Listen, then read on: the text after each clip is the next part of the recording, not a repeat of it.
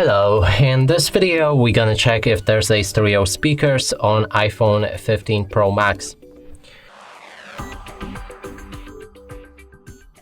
And to do this, first let's try to find all of the speakers on this device.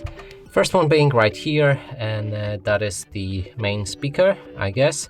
Next to it, there's also some gaps, and I would say this is a microphone, but we're gonna check it anyway.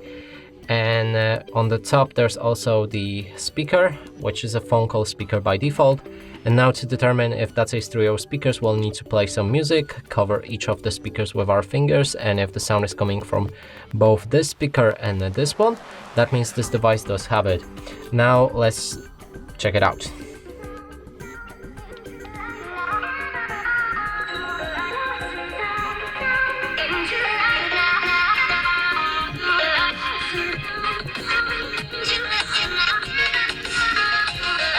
Okay, so the sound was coming from both of this speaker and this one, which confirms that it does have the stereo speaker, and this right here is a microphone because there was no sound coming out of it.